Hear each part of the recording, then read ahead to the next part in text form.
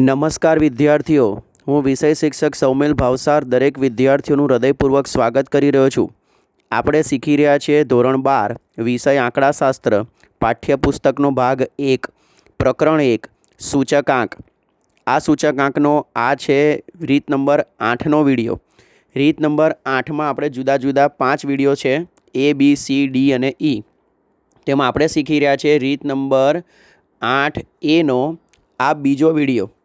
બરાબર, પહેલા વિડીયોમાં આપણે 3 દાખલા શીખ્યા, આ બીજા વિડીયોમાં 2 દાખલા શીખીશું. એમ ટોટલ અહીંયા આપણે કેટલા દાખલા શીખવાના છે? 5 દાખલા. તો સમય ન બગાડતા શરૂ કરીએ છીએ રીત નંબર 8A. રીત નંબર 8નું નામ છે કૌટુંબિક અંદાજપત્ર બજેટની રીત, સુજીવન નિર્વાહ ખર્ચના સૂચકાંકની રીત. અને 8Aનું નામ આપ્યું છે કે જ્યારે રકમમાં તમને I અને W બંનેના ખાના આપી દીધા હોય. બરાબર, ચલો આગળના દાખલામાં અહીંયા વધારો સરસ દાખલો છે, એવો જ દાખલો છે. ઉદાહરણ નંબર 19 છે, પેમ્પલેટનો 12મો દાખલો છે. આગળના વિડીયોમાં આપણે પેમ્પલેટનો 1લો, 10મો અને 11મો દાખલો શીખી ગયા છીએ. આ 12મો દાખલો શીખવા જઈ રહ્યા છીએ. આ પેમ્પલેટની લિંક નીચે કોમેન્ટ બોક્સમાં પડી છે, તમે ત્યાં ક્લિક કરશો એટલે આખું પેમ્પલેટ તમારા મોબાઈલમાં કે કોમ્પ્યુટરમાં ખુલી જશે. એવો વિડીયો જોવાનો, વિડીયોના દાખલા સમજવાના અને એવા બીજા દાખલા એ પેમ્પલેટમાંથી ગણવાના. ના આવડે તો મેસેજ કરવાનો, શક્ય ત્યાં સુધી જવાબ આપવાનો પ્રયત્ન કરીશ. કંઈક ભૂલ ચૂક હોય તો ધ્યાન દોરવાનું.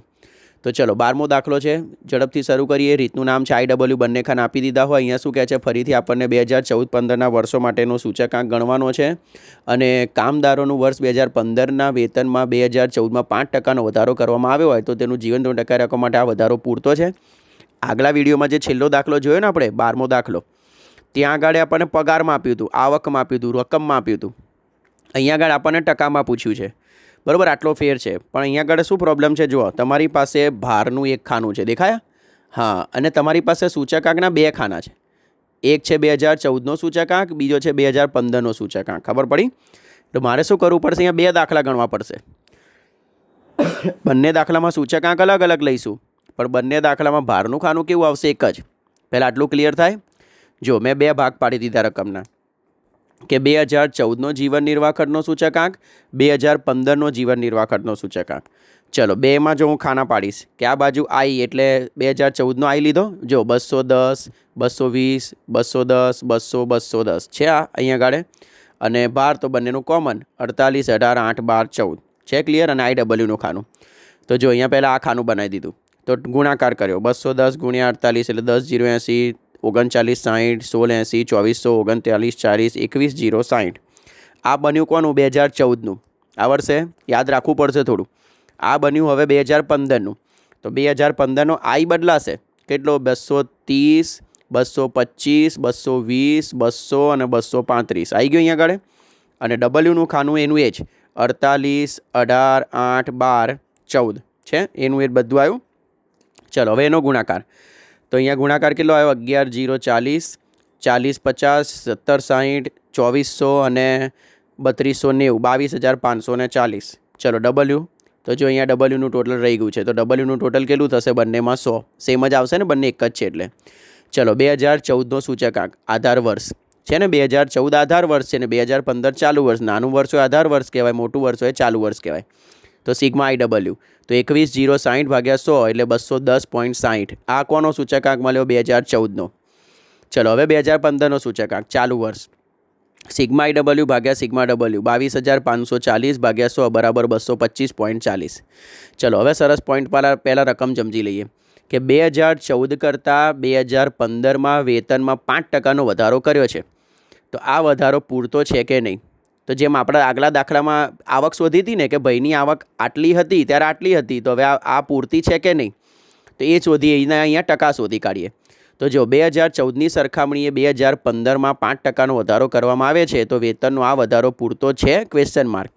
હવે જો મેં એક સૂત્ર બનાવ્યું છે, ચાલુ વર્ષનો આ યાદ રાખવું પડે. ચાલુ વર્ષનો સૂચકાંક માઇનસ આધાર વર્ષનો સૂચકાંક ભાગ્યા આધાર વર્ષનો સૂચકાંક ગુણ્યા 100.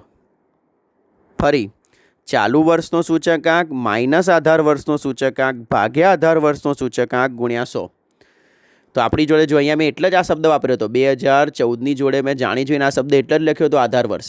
2015ની જોડે મેં શબ્દ એટલા માટે જ લખ્યો હતો ચાલુ વર્ષ. જો હું વર્ષથી શીખવાડું તો પછી શું થાય, વર્ષ બદલાઈ જાય તો પાછી ભૂલ પડે.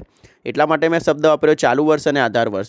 તો જો 2015 એટલે મોટું વર્ષ અને 2014 એટલે નાનું વર્ષ. મોટું વર્ષ એટલે ચાલુ વર્ષ અને નાનું વર્ષ એટલે આધાર વર્ષ. થશે ક્લિયર? ઓકે, ચલો હવે આ સૂત્રમાં કિંમત મૂકીએ. તો જો 225.40 ઓછા 210.60 ભાગ્યા 210.60 ગુણ્યા 100. તો ચલો આગળ જઈએ. તો જો હવે 14.80 ગુણ્યા 100 ભાગ્યા 210.60 કરીશું એટલે તમારો જવાબ આવશે 7.03%. બોલો ક્લિયર થશે આટલું? શું બોલ્યો સૂત્ર ફરીથી એકવાર યાદ કરો તો તમારી જાતે.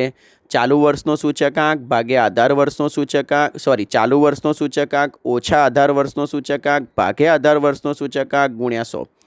અને હવે જુઓ એ ભાઈની આવક કેટલી થાય છે? 5%નો વધારો થાય છે વેતનમાં, જ્યારે ખરેખર થવો જોઈએ કેટલો? 7%નો થવો જોઈએ. કદી માલિક જેટલો થતો હોય એટલો વધારો આપે જ નહીં. આ એક કોમન સેન્સનો જવાબ છે. તો વેતનમાં 7.03%ના વધારાની જરૂર છે, જ્યારે રકમ મુજબ વેતનમાં 5% વધારો થાય છે. માટે આ વધારો પૂરતો નથી.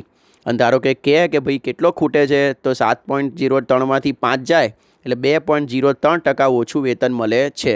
બોલો આ વર્ષે આ 3 દાખલા બહુ સરસ છે વિદ્યાર્થીઓ. પાછળના વિડીયોના છેલ્લા 2 દાખલા અને આ વિડીયોનો પહેલો દાખલો, આમ તો બધા જ દાખલા સરસ છે આ રીતના. તો ખાસ તૈયાર કરજો, ધ્યાનથી સમજજો અને 1-2 વાર ગણશો એટલે આવડી જશે. ફરીથી એકવાર શું કહેવા માગું છું, આ જે સૂત્ર છે ને બહુ કામનું છે. કેમ ખબર છે? જો મેં હાઇલાઇટ કર્યું અહીંયા આગળ, આ જ્યારે દાખલામાં ટૂંકા દાખલા આવશે ને ત્યારે તમને ફુગાવાનો દર શોધવાનું કહેશે. પરીક્ષામાં 1 માર્કમાં વિભાગ બીમાં બી પૂછાય છે. ફુગાવાનો દર શોધવાનો હોય તો પણ આ જ સૂત્ર વપરાય. ચાલુ વર્ષનો સૂચકાંક માઇનસ આધાર વર્ષનો સૂચકાંક ભાગ્યા આધાર વર્ષનો સૂચકાંક ગુણ્યા 100. બસ આ દાખલાનો હૃદય આ છે, મેઇન પોઈન્ટ. તો તૈયાર થશે ને દાખલા? એક પછી એક ગણજો, તૈયારી કરજો. આ ચેપ્ટરમાં એટલી બધી રીતો છે ને કે હું તમને દરેક રીતનો એક દાખલો શીખવાડું છું ને, તો જ્યારે ચેપ્ટર પૂરું થશે ને ત્યારે 20-25 દાખલા થઈ જશે. તમે ધ્યાનથી જોજો. અને ટૂંકા દાખલા તો પાછા 15-20 અલગ છે. એટલે ક્વોન્ટિટી બહુ છે અને ક્વોલિટી બી બહુ છે. આંકડાશાસ્ત્રની ખાસિયત જ આ છે. તો ચલો હવે જોઈએ આગળનો છેલ્લો દાખલો, આ વિડીયોનો બીજો દાખલો અને ટોટલ આ રીતનો 5મો દાખલો. બરાબર ને? ચલો કયો છે? 14મો દાખલો. તો માર્ચ 8માં પૂછાયેલો છે. બરાબર ને? એટલે ખાસો આજથી 12 વર્ષ પહેલાંનો દાખલો છે, પણ સરસ દાખલો છે. તો સમૂહ, સૂચકાંક અને ભાર. અહીંયા તમને જીવન નિર્વાહ ખર્ચનો સૂચકાંક આપી દીધો છે 376.65 અને તમને કાપડનો ભાર શોધવાનો છે. દેખાયા? હા, હવે આ દાખલો તમને ખબર પડી ગઈ હશે. આપણે ખૂટતી વિગત શોધતા હતા, યાદ આવે? 11મામાં ભારિત મધ્યકમાં ખૂટતો ભાર શોધતા હતા. કદાચ તમે ગણ્યા હોય દાખલા તો તમને યાદ હશે. એવો દાખલો બનશે આ. જોઈ લઈએ. સરસ લાગ્યો એટલે મેં મૂક્યો છે. ચલો પહેલાં સમૂહનું ખાનું, સૂચકાંકનું ખાનું, ભારનું ખાનું. જે ખૂટતું શોધે છે કાપડમાં W, એમાં મેં X કર્યો છે. જો દેખાય છે? આ X કરી દીધો. ચલો હવે ગુણાકાર. તો પહેલાં આનું ટોટલ કર્યું ને ભારનું, Wનું તો કેટલું આવ્યું? 90 + X.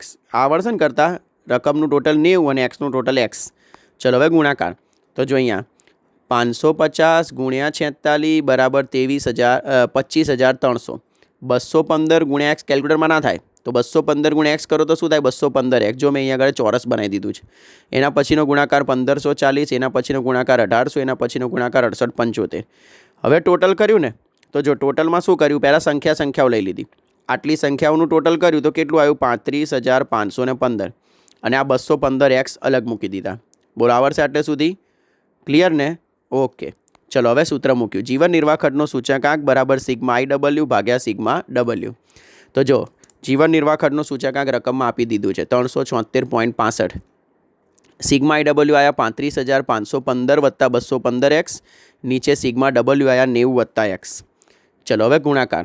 તો જો આ 90 X નો ચોકડી ગુણાકાર કરી એટલે સામે જતા રહે. તો જો 376.65 કૌંસમાં 90 X, આ બાજુ એનું એ જ 35,515 વત્તા 215X. ચલો હવે આ 376.65 ગુણ્યા 90 કર્યા. 376.65 ગુણ્યા 90 કર્યા એટલા આવ્યા કેટલા? 33,898.5. અને 376.65 ગુણ્યા X કર્યા એટલે કેટલા આવ્યા? 376.65X. X જોડે ગુણવાનું ભૂલી નહીં જવાનું. આને પહેલાં આની જોડે ગુણ્યા અને પછી આની જોડે ગુણ્યા. આ બાજુ બધું એનું એ જ 35,515 વત્તા 215X. ચલો મોટી સંખ્યા બાજુ નાની સંખ્યા લઈ જઈશું એટલે આપોઆપ મોટા X બાજુ નાના X જતા રહેશે. તો જો આ બાજુ 376.65X હતા, આ બાજુ 215X હતા. 215X ને આમ લઈ ગયા એટલે કેવા થઈ ગયા? આ 33,898.5 ને આમ લાયા એટલે એ કેવા થઈ ગયા માઇનસ, ચિહ્ન બદલાઈ જાય ને. હા ચલો, આ બંનેની બાદબાકી એક્સવાળાની 374.65x ઓછા 215x એટલે એનો જવાબ આવ્યો 161.65x. અને આ બાજુ 35,515 ઓછા 33,898.5 એટલે એનો જવાબ આવ્યો 1616.5. ચલો, આ ગુણાકારમાં છે એટલે છેદમાં જતું રહેશે, તો x બરાબર 1616.5 ભાગ્યા 161.65 અને આમ કરતાં તમારો એક્સનો જવાબ આવશે કેટલો? 10. છે ને સરસ દાખલો? તો તૈયાર કરશો, આવડશે. તો ફરીથી એકવાર ઝડપથી બોલી જાઉં છું. આપણે શીખ્યા છીએ રીત નંબર 8. રીત નંબર 8નું નામ શું આપ્યું છે? જીવન નિર્વાહ ખર્ચનો સૂચકાંક, કૌટુંબિક અંદાજપત્ર બજેટની રીત. એમાં પણ પાછો કયો દાખલો જેમાં રકમમાં તમને આઈ અને ડબલ્યુ બે આપી દીધા હોય. રીત નંબર, આ રીતના ટોટલ 2 વિડીયો. ફરીથી રીત નંબર 8A, જ્યારે રકમમાં આઈ અને ડબલ્યુ બંને આપી દીધા હોય. પહેલા વિડીયોમાં કેટલા દાખલા શીખ્યા? 3 દાખલા. બીજા વિડીયોમાં કેટલા દાખલા શીખ્યા? 2 દાખલા. ટોટલ 5 દાખલા. એમાંથી પહેલી બધા જ દાખલા સરસ છે. આ રીતમાં બધા જ દાખલા સરસ છે. એટલે ખાલી આ એકલા દાખલા એવી પરીક્ષા લે ને તો બી વિદ્યાર્થીઓએ ખાસી તૈયારી કરવી પડે. તો ચલો, હવે આ આવડશે ને? તો ફરીથી એકવાર આ રીત અહીંયા પૂર્ણ જાહેર કરું છું. હજી રીત નંબર 8માં છે ને વિદ્યાર્થી મિત્રો, આજે એ શીખ્યા ને IW, એવી રીતના બી છે, સી છે, ડી છે ને ઈ છે. એટલે બધો ઢગલો છે દાખલાઓનો, તમે ચિંતા ના કરતા. પણ એક એક શીખતા જઈશું ને આવડતા જશે, વિશ્વાસ રાખજો બસ. તો આપે પહેલેથી વિશ્વાસ મૂકેલો જ છે. તો હું ફરીથી વિષય શિક્ષક દરેક વિદ્યાર્થી અને વાલીઓનો મારી પર વિશ્વાસ મૂકવા બદલ આભાર વ્યક્ત કરું છું.